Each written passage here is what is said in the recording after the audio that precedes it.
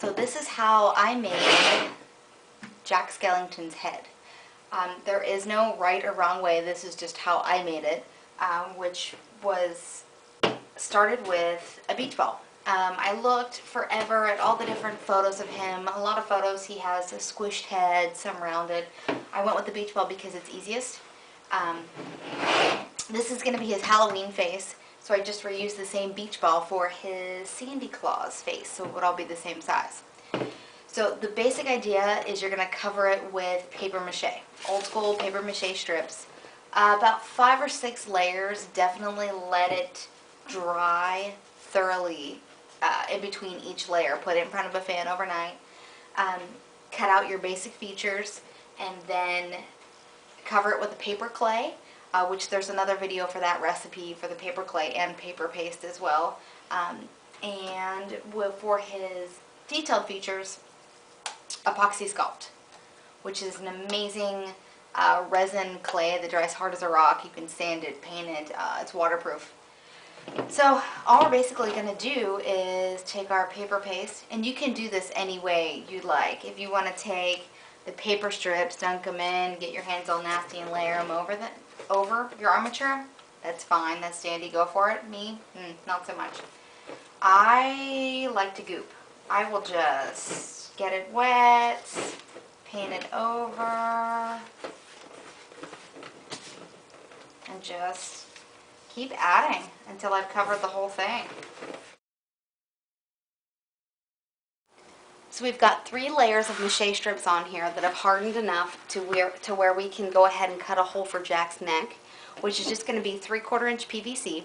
Just cut yourself a big old chunk, no exact measurements. Once we get his body together, we'll figure out how short we want it and cut it then. You're also going to cut out his eyes and his nostrils at this time. Don't cut out the mouth. We're just going to leave that solid and sculpt it with some epoxy clay a little later. If you cut out the mouth, it could really jeopardize the integrity of the structure, and when you put the paper clay on, it may weigh it down and he'll just look like an old man without any dentures.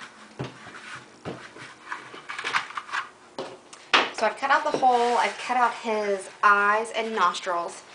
I put the PVC pipe in and just put it in there, anchored it as best as I could with some masking tape. I am going to go ahead and put about 3 layers of mache strips, let it dry in between each one, just around this base, just to get it a little more stable before I go ahead and work on the eyes. I did keep my beach ball. As you can see, I've used it several times.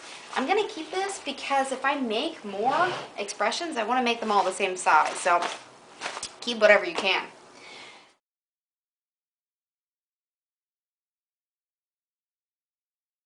Alright, the 3 layers of mache strips on Jack's neck have already dried. You do want to be very, very careful because it's still not quite sturdy enough to be weight bearing. So what we're going to do his eyes just laying down. Laying down is perfect too because we do want to make these concave, and it's really going to help, gravity will really help pull those down there so they don't actually sag to the bottom. So you just want to kind of lay your strips and then figure out the depth that you want. It's really just about playing around. The first couple strips you just lay in, you're just going to kind of cross over each other just to get an idea, and then shape them from there.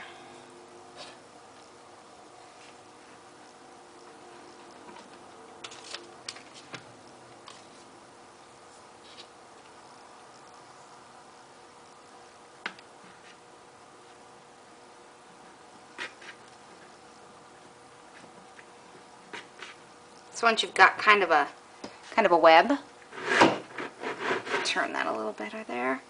Now you can start to kind of push it in there and really create a socket.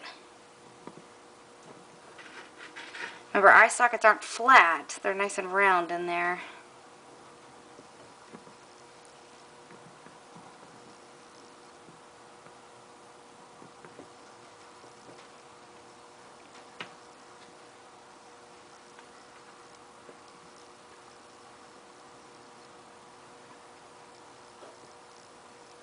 Okay, I'm going to do this to the other eye, let it dry, and do 2 more layers after this.